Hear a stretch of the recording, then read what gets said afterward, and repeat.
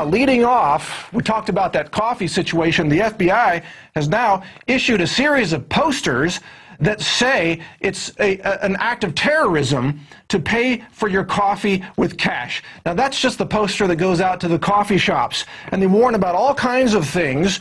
And there's another poster that goes out to the internet cafes that warns of the signs of terrorism, like, oh, using an anonymizer, or trying to protect your screen so that others can't see your password, or searching on, radical websites. Gee, you mean websites that might be telling the truth about how the government is committing the terrorism? Here's some of the stuff that's in here. Well, here's a quote from it. The federal government, I'm sorry, this is a story on InfoWars by Paul Joseph Watson. The federal government routinely characterizes mundane behavior as extremist activity or a potential indicator of terrorist intent. As part of its See Something, Say Something campaign, the Department of Homeland Security has educated the public that generic activity is performed by millions of people every day, including using a video camera, talking to police officers. Oh, how dare you talk to officers? Wearing hoodies, driving vans, writing on a piece of paper, and using a cell phone recording application. These are all signs of potential terrorist activity. Yes, so just to prove that, hey, how much, Darren, how much you want for that latte over there? $1.50. $1.50. I'm getting a discount. Here you go. All right, how about $2 in green Federal Reserve notes right there? Act of terrorism, folks. Act of terrorism, and I didn't even get my coffee. That's how bad it is. No, seriously, this is now going to get you called, the police called on you to have you investigated for possible acts of terrorism. Some other things that they say are possible acts of terrorism include if you go to a military surplus store and you buy MREs. Yeah, that's a sign you might be a terrorist. It's starting to sound like a Jeff Foxworthy comedy series. You know, you might be a redneck, those jokes.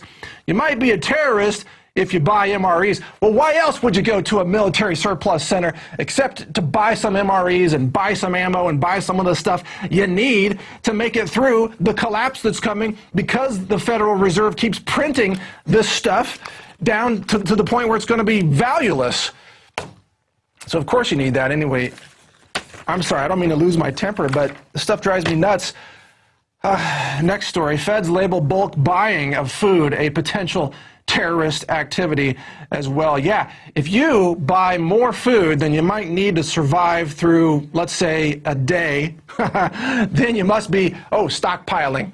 And only crazy terrorists dare stockpile food. No, normal, rational people, they only have enough food to last for one meal, because they're totally dependent on the system and on the grocery store and on the processed food providers and the junk food providers. All that food, of course, being laced with GMOs and toxic chemical contaminants and other things that will make young men grow extra breasts because of the BPA that they're also packaged in. But that's another story. Moving on. I'm sorry to laugh about all this, but it's just so insane. FBI, Communities Against Terrorism. This is now the full collection of the flyers that the FBI has issued. 25 of them. Count them. 25 that tell you things like, what should I consider suspicious? Oh, well, people or groups who, quote, provide identification that is inconsistent with what they, here we go, that's inconsistent or suspect, or they demand identity privacy. Like, oh, gee, I don't want to share my social security number with you because you might steal my identity. That statement now makes you a possible terrorist. You know, this reminds me, I went to a bank one time, this is a few years ago, to open up a bank account, but I was concerned about this bank's security. So I asked some basic questions. I said, how do you make sure that the signer of the checks on my account, that's really me? How do you make sure someone doesn't counterfeit my signature? You know what they told me? The fact that you're even asking that question means that you're a security risk and we don't want to open an account with you. Wow! So just asking basic questions, demanding your privacy now makes you a terrorist in the eyes of the FBI. Anyway, these flyers have gone out to hobby shops, to farm supply stores. Yeah, I guess stocking up on antibiotics for your chickens might also make you a terrorist.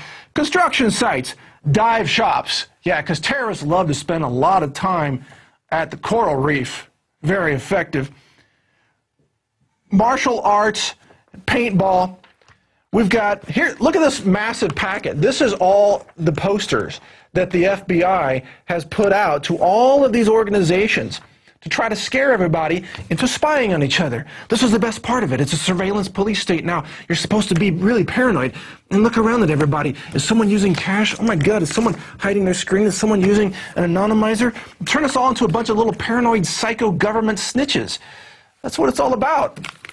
That reminds me of a George Carlin skit. I wish he could host this show. Bring George Carlin back.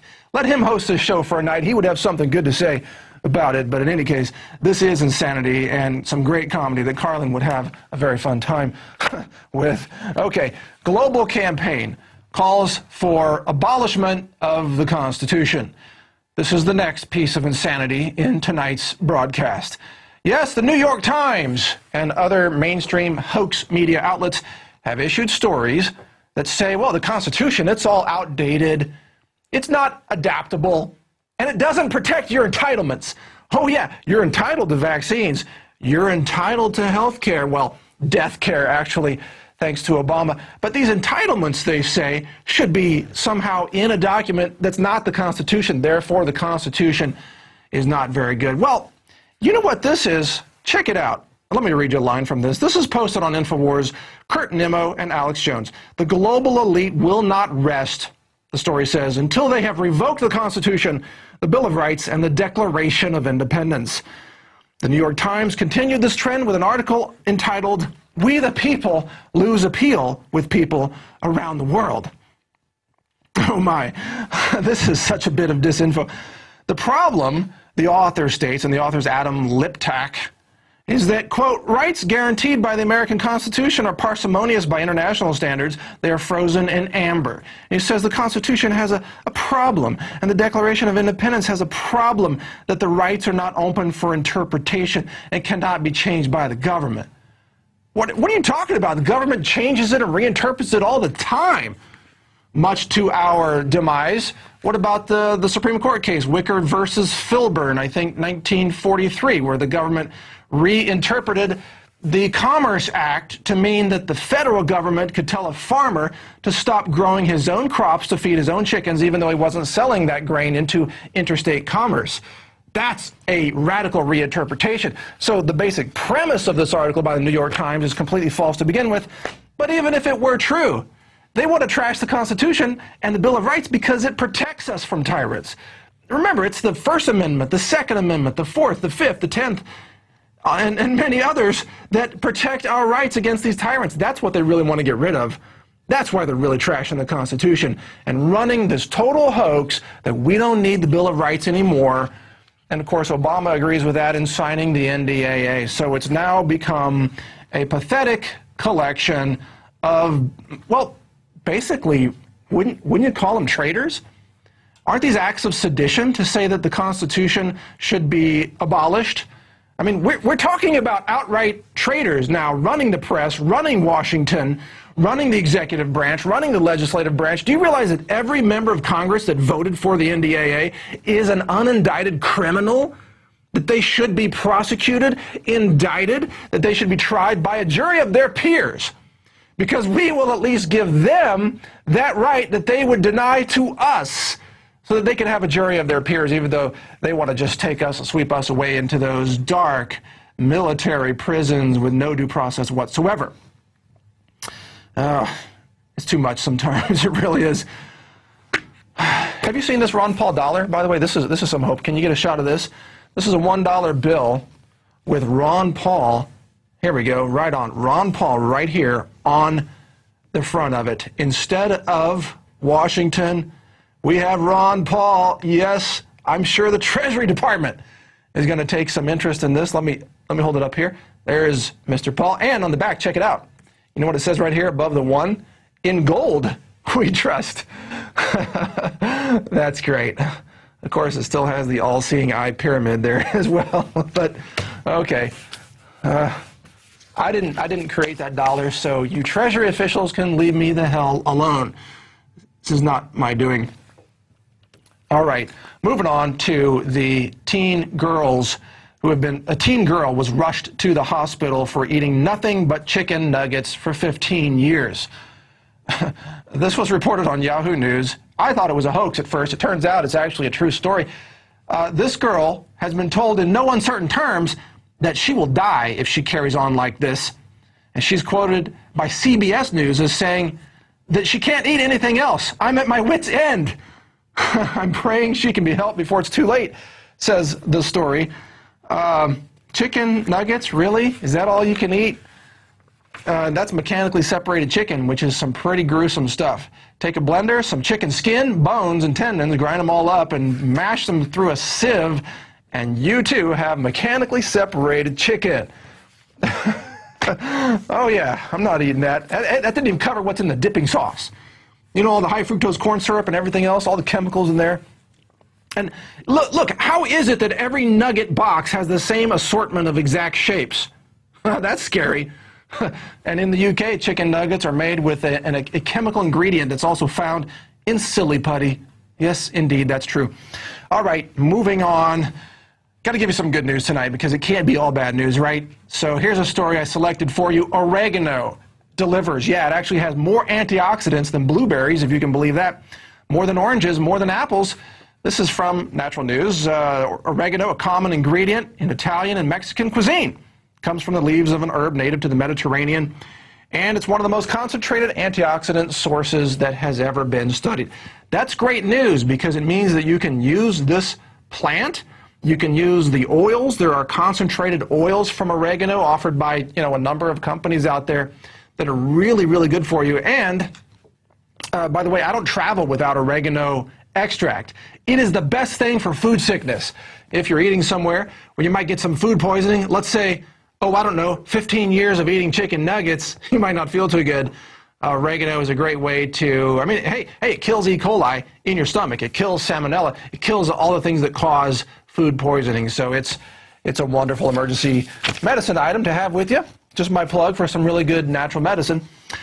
Moving on, the next story, the CDC now says Gardasil shots should be, quote, routine for boys. Yeah, let's see, how does this work? Gardasil treats cervical cancer, but boys don't have a cervix. What happened to the anatomy lessons over there at the CDC? I guess they just make up anything they want now. It could be like, yeah, all the boys have to be vaccinated against a pumpkin lizard disease, and we have a pumpkin lizard vaccine.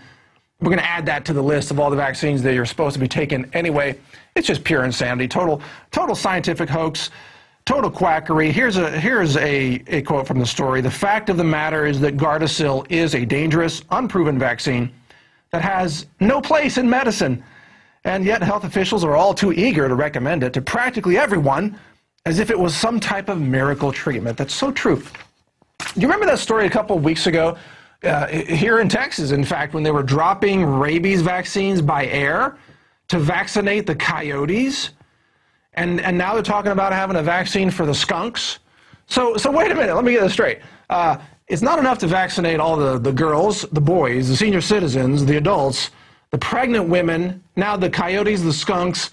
What do you got to vaccinate the foxes, the turtles, the beetles, the worms, the insects, the bacteria? I mean, where does this madness end? Really, seriously, are vaccines the answer to everything on our planet? I mean, how would Noah have ever built his ark and gathered the animals if he had to vaccinate them all? Maybe they had vaccines back then, what, 2 of each kind and then an extra vaccine shot for them all as well? Is that the way it would have worked?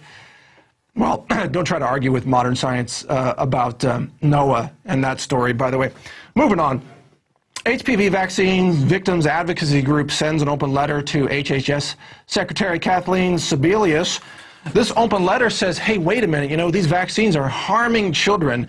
The adverse effects are not being accurately reported. The body count is stacking up for these poor children who are literally being maimed, killed, just murdered by these vaccines. And of course, the Department of Health and Human Services says, what death, what comas, what neurological disorders, what are you talking about? They don't even know. They don't even know this is going on. It's just a total cover-up of the vaccine damage that's taking place today. Anyway.